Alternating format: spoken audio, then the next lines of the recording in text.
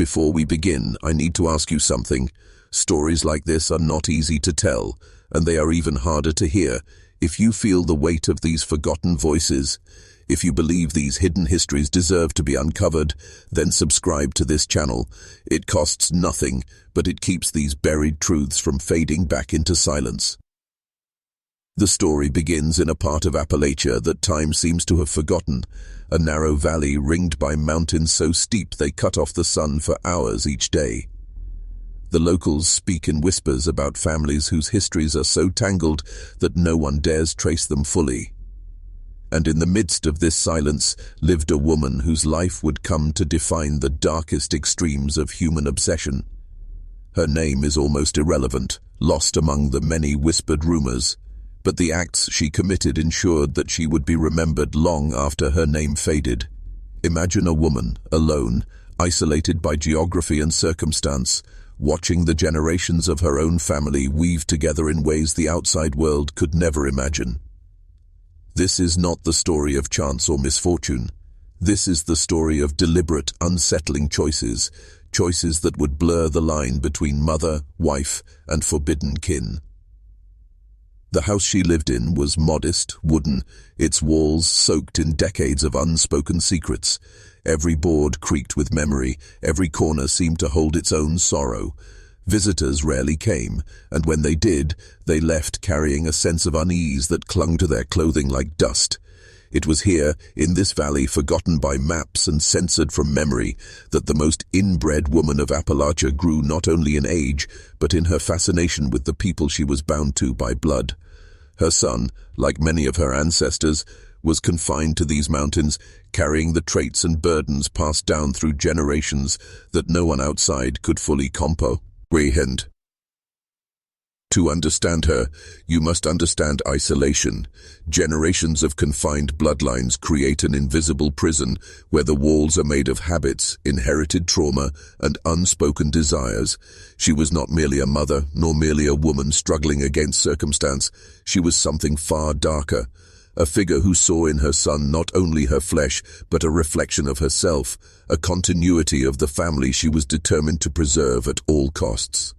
And so, in a world that never reached her valley, a taboo began to take shape, slowly, inexorably, until it could no longer be hidden. By the time neighbors realized something unnatural had taken root, it was too late to undo what had been woven into the family fabric. Every whispered story, every sideways glance in the valley pointed to the same horrifying truth. She had married her own son. The realization is enough to chill even the most jaded historian. It is a tale that forces us to question the very nature of love, morality, and the boundaries that society insists we maintain. What we uncover here is not just about a single act, but about the centuries of secrecy, repression, and twisted loyalty that allowed it to happen. The people who lived near the valley rarely spoke of her directly, but everyone knew her presence shaped the land itself. Children avoided the edges of the forest where her house stood, and men would cross to the opposite side of the ridge rather than risk a passing encounter. In a place so remote, rumors took on a life of their own, twisting with each telling until they were almost more myth than reality.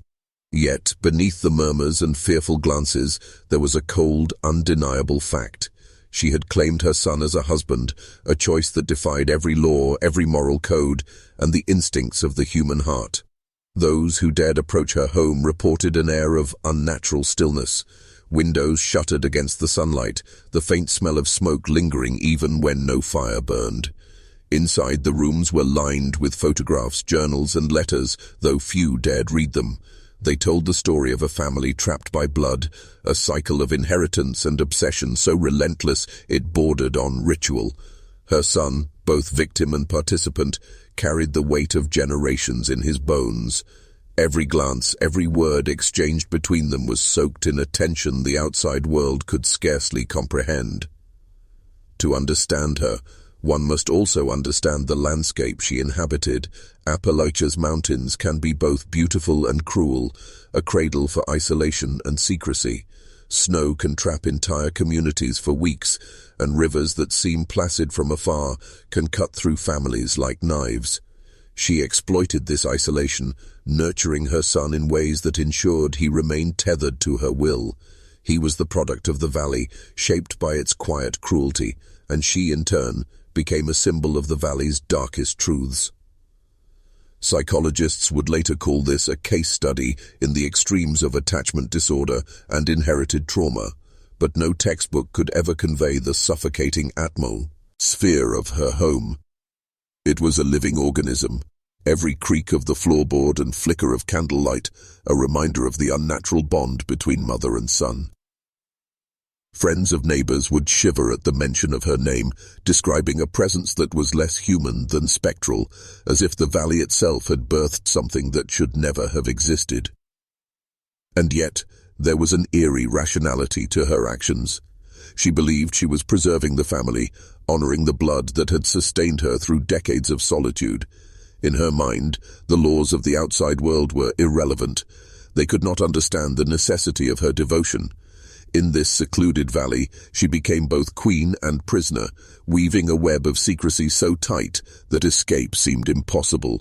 Every relationship, every whispered conversation, every glance shared between mother and son became a thread in a tapestry of forbidden desire that no one outside could untangle. The physical changes in her son were subtle at first, barely noticeable to the casual observer, yet profound in the context of generations of inbreeding. Features that might have been passed down through distant ancestors became amplified, twisted almost unnaturally by the long line of blood kept within a single, confined family. Deep-set eyes, fragile bones, and a certain hollowness in expression marked him as both a product and a prisoner of his lineage. Locals noticed it, of course. They always notice, but fear and superstition prevented anyone from asking questions aloud. To speak of the family was to invite shame, and perhaps something far worse, upon oneself. Inside their home, the patterns of daily life were ritualized, almost ceremonial. She cooked, cleaned, and maintained the house with an obsessive precision, but everything she did was also a means of controlling her son, of ensuring that he remained dependent on her. Meals were timed, movements monitored, and conversations directed toward a single unspoken purpose. In public, they appeared as nothing more than a quiet, isolated family, another relic of Appalachia's past. But in private, the boundaries of morality had long since dissolved. What might shock an outsider was merely a continuation of a logic she had built over decades: preserve the bloodline at all costs, even if that cost meant marrying her own child. Her son, for his part, existed in a strange liminal state between victimhood and complicity. He was nurtured and manipulated, simultaneously loved and confined, a product of her meticulous devotion. The valley offered no escape. The mountains held him as surely as she did. He could never truly leave because the chains of blood and obligation were invisible but unbreakable. Every gesture she made toward him carried layers of meaning, some maternal, some disturbingly possessive, and every word was a reminder that the family's survival rested upon a bond that the outside world could never sanction. Psychologists visiting the valley decades later would describe the relationship as a textbook example of generational trauma compounded by isolation and inbreeding. But the textbooks could not capture the lived experience, the way fear, desire, and devotion intertwined until morality became an abstract concept. To the woman, to her son, the rest of the world was irrelevant. The mountains had nurtured them, protected them, and, in a sense, justified everything. In the shadows of the Appalachians, the family became an emblem of what happens when human isolation meets the relentless pull of blood. Even in this darkness, there were moments of tenderness, cracks in the oppressive weight of taboo that hinted at the human capacity for longing and connection. But these moments were fleeting, swallowed almost immediately by the suffocating reality of their existence. It was a life measured not in days or years, but in the rhythm of secrecy, control, and inescapable inheritance. Every breath, every heartbeat was both a continuation of the past and a warning to the world outside. Some histories are too twisted, too intimate, too dangerous to witness directly. The whispers of the valley eventually reached the outside world, carried by travelers, postal workers, and the occasional wandering journalist. But even then, the truth remained almost mythic, filtered through fear and disbelief. People spoke of her in half-formed sentences, pausing as if saying her name aloud could summon the horrors they barely understood. And yet, despite the veil of secrecy, the evidence of her choices was undeniable. Legal records, sparse as they were, hinted at a marriage certificate, a document that, on paper, legitimized the unimaginable. To many it seemed impossible. To her, it was simply the culmination of decades of careful, deliberate devotion to the bloodline. Those who sought to intervene were met with resistance both subtle and overt. The community, bound by fear and a deep understanding of isolation's power, often looked the other way. Law enforcement was hesitant, unsure if what they were confronting was a crime or simply an extension of an insular culture they could not penetrate. Even the professionals who tried to document her life were unsettled by the sheer intensity of her presence. She was a woman who commanded her environment with quiet authority, who understood the fragility of human judgment, and who used it to ensure that her secrets remained unbroken. Yet isolation is a double-edged sword.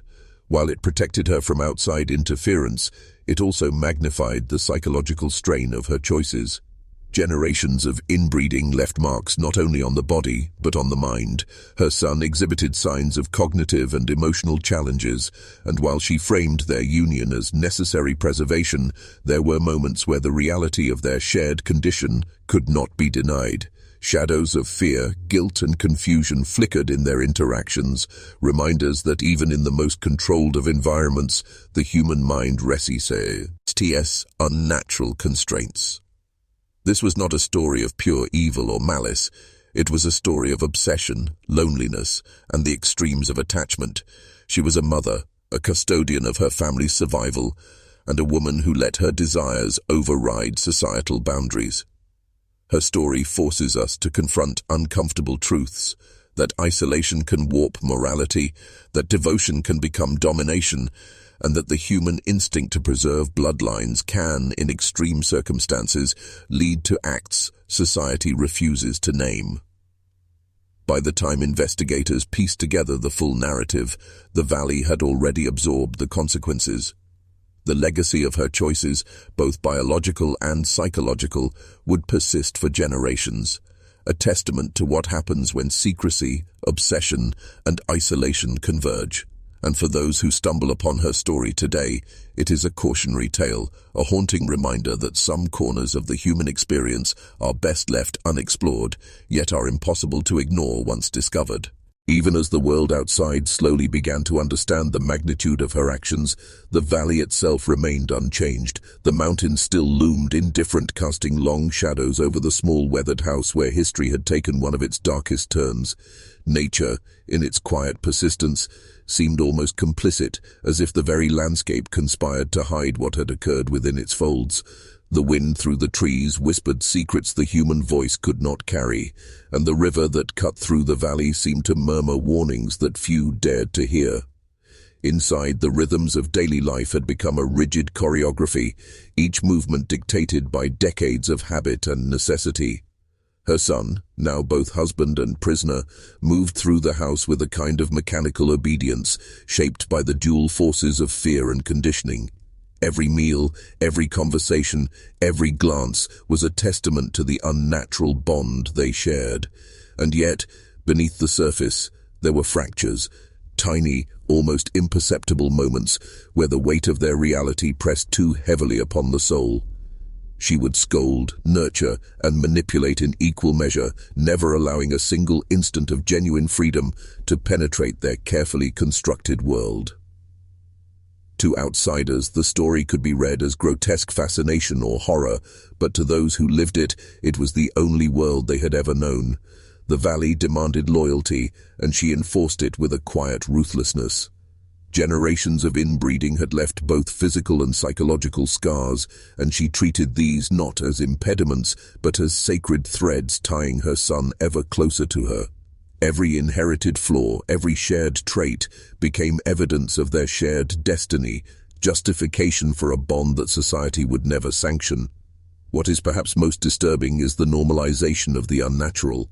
Over time, the grotesque became routine, the forbidden became ordinary, and the valley itself seemed to accept their existence as simply another aspect of its shadowed history.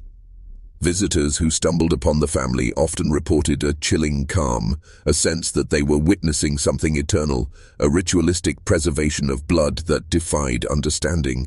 It was as if the house and the mountains themselves had absorbed her obsession, making it impossible to distinguish where the woman ended and the valley began.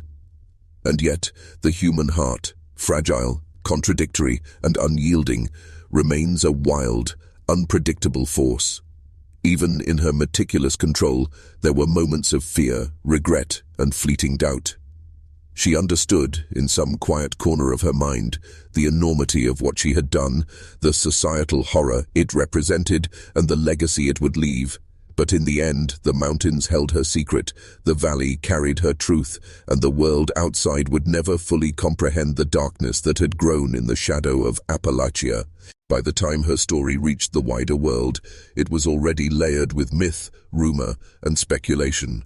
Newspapers published fragments, often sensationalized, but the truth was far more complex, far more haunting than any headline could convey. Scholars who attempted to piece together her life were confronted with a tapestry of secrecy and trauma that refused to be neatly catalogued. Every document, every testimony, every photograph hinted at a reality that was both intimate and grotesque, a reality shaped by isolation, obsession, and the inexorable pull of blood. Generations of her family carried the weight of her choices, both genetically and psychologically.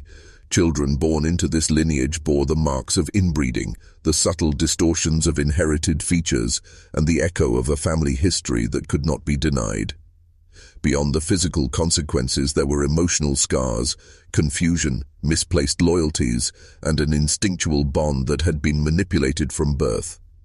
To witness it is to feel the chilling intersection of nature and nurture, where love becomes entangled with obsession and morality becomes a distant, almost laughable concept. Even decades later, locals speak of her name in a hushed tone, a warning disguised as history.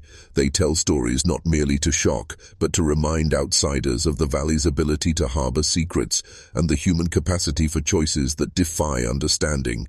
The house still stands, weathered and silent, a monument to a family story too dark for casual recounting. Every creaking floorboard, every shuttered window seems to echo with the lives that unfolded within its walls. The mountains remain unchanged, a silent audience to generations of whispered horrors and forbidden acts. And there is a broader truth here, one that reaches beyond any single family or valley. It is the reminder that human nature, when pressed by elation, desperation, or obsession, can twist in ways unimaginable. That history is full of corners we do not look into, families we do not question, and secrets we cannot know without risking our own sense of morality. Her story exists not merely as a shocking tale, but as a lens, a way of seeing how deeply entwined blood, power, and secrecy can become when left unchecked. If you're still watching, you're already braver than most. Tell us in the comments, what would you have done if this was your bloodline? And as we close this chapter, remember that the valley does not forgive, and it does not forget. Its shadows hold truths that are both mesmerizing and terrifying, waiting quietly for the next observer willing, or foolish, enough to uncover them. By the time outsiders pieced together the full scope of her life, the valley had already absorbed the echoes of her choices. The generations that followed carried both the genetic and psychological legacies of her actions, living with the invisible weight of a past no one could easily escape. Her son, once a boy molded entirely by her will, had grown into a man shaped by inherited trauma and the relentless pull of a family secret too heavy to bear. Every interaction he had, every decision he made, was haunted by the unnatural bond he had shared with the woman who had been both mother and wife. The psychological complexity of their story is staggering. Experts later described it as an extreme case of attachment and control, layered over decades of social isolation. Yet no clinical description could ever capture the lived reality. A life in which the boundaries of morality and affection blurred into an indistinguishable grey. The valley had created a cocoon in which normal rules of society could not reach, a space where love, obsession, and survival were entangled in ways that defied human comprehension. The mountains, the forests, and the creaking house itself were silent witnesses to the unfolding of a story that was both intimate and grotesque. In examining her legacy, it is impossible to ignore the haunting persistence of human obsession. She believed she was preserving something sacred, the continuity of a bloodline that had survived generations of isolation. In doing so, she crossed boundaries that the wider world could never accept. Her story becomes not only a cautionary tale about inbreeding or familial obsession, but a meditation on the extremes of human psychology when insulated from accountability. The consequences ripple through generations, shaping bodies, minds, and entire ways of life in ways that are at once tragic and terrifying. The valley itself remains unchanged, its mountains stoic, its rivers unrelenting. Yet, within it lies a history that refuses to be erased. Every whispered story, every cautious glance toward the old house carries the weight of what transpired there. And for those who dare to look closely, the lessons are stark. Isolation can warp morality, blood can bind in terrifying ways, and love, when distorted by obsession, can create consequences that echo far beyond the walls of any home. Her life, and the unnatural marriage to her son, remains a haunting chapter of hidden American history. It is a story that forces us to confront the uncomfortable, the forbidden, and the unimaginable. It is a story that lingers in the mind, like a shadow in the corner of a room, a reminder that some truths are buried for a reason, but once uncovered, they can never be unseen. As she approached adulthood, the consequences of her lineage became impossible to ignore. Her body carried the scars of generations of inbreeding, subtle but unyielding. An asymmetry here, a weakness there, a mind both sharper and more fragile than most. She began to feel the weight of expectation and inevitability pressing upon her. The valley, once a haven, now felt like a cage, every tree and stone a reminder that her existence was unnatural in the eyes of the world, yet inevitable in the hands of her bloodline. Her parents' vigilance had intensified over the years. Every action, every interaction outside the family was scrutinized. Visitors were kept at a distance, questions deflected, and the girl herself became an unwitting enforcer of the secrecy that protected her. In her own heart, she felt a strange blend of love and resentment toward those who had created her under such circumstances. She loved them, undeniably, but she also feared what they had made her. The knowledge of her origins pressed upon her, shaping her perceptions, her desires, and her sense of self. She was both product and prisoner of a history no one outside her home could fully understand. When she ventured beyond the mountains, the reactions of others confirmed the lessons she had learned in childhood. People looked at her and sensed difference, even if they could not articulate why. Some recoiled, some whispered, and others stared too long, drawn to a strangeness they could not name. It became clear that no matter how far she traveled, the shadow of her family's sins followed. The girl realized that her identity was inseparable from her ancestry, that the forbidden love of her parents was written into every cell, every movement, every glance. She could not escape it, nor could she deny it. Within the home, life remained a delicate balance between nurture and control. Her parents' love were relentless but suffocating, their pride tempered by guilt. Every day she walked a line between obedience and self-expression, between the desire to live freely and the knowledge that any misstep could expose a secret the family had fought to hide for decades. She understood with an almost instinctive clarity that her life was not hers alone. She was a living embodiment of a family's darkest choices, a reminder that some acts once committed echo indefinitely. And yet, amid the suffocating weight of her existence, there were glimpses of resilience. Moments of laughter, fleeting defiance, quiet acts of curiosity and exploration reminded her that even the most burdened life contains the capacity for small joys, for fragile assertions of individuality. These sparks were fleeting, but they offered a glimpse of what might be possible, a life not entirely dictated by blood, secrecy, and shame, but one in which she could, perhaps, claim some portion of freedom for herself. Her story, dark and unsettling as it was, became a testament to survival, the endurance of a human spirit burdened by the sins of its ancestors, yet still capable of finding light, however dim, in the shadows of a haunted world. The final chapter of her story is not found in sensational headlines or court records, but in the quiet aftermath that lingered long after the valley had swallowed her presence. Generations later, descendants carried the genetic and psychological imprint of her choices, living with a legacy that could not be rewritten. Every decision they made, every relationship they formed, was shadowed by a past they did not choose but could never fully escape. The mountains stood as silent sentinels, guarding the valley's secrets, indifferent to the suffering or the shame, yet preserving the truth in every gnarled tree and crumbling stone. What makes her story profoundly haunting is the way it forces us to examine human nature itself. Here is a woman who, isolated from the moral and social frameworks of the broader world, acted with an unwavering sense of purpose to preserve a bloodline at any cost. In doing so, she redefined the boundaries of love, family, and morality, leaving a legacy that is both intimate and grotesque. Her son, her husband, and the generations that followed are a living testament to the power of isolation, obsession, and the unbreakable pull of blood. Historians and psychologists have since looked back at her life as a case study in extremity, a dark illustration of how circumstance, geography, and human psychology can collide to create consequences that ripple far beyond the original actors. The valley becomes more than a setting. It becomes a character, shaping and containing the lives of those within it. Every shadow, every whisper of wind, every frozen morning speaks to the history embedded in its soil, and though the world outside may never fully comprehend, the truth endures, waiting in silence for those brave or morbidly curious enough to uncover it. Her story is a stark reminder that history is not always a record of heroism or virtue. Sometimes it is a ledger of obsession, secrecy, and moral transgression. It challenges our understanding of what is natural, what is permissible, and what is human.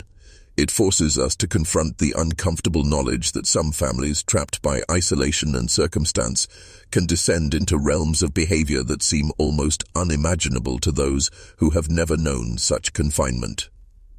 As we leave the valley behind, we carry with us more than just a story.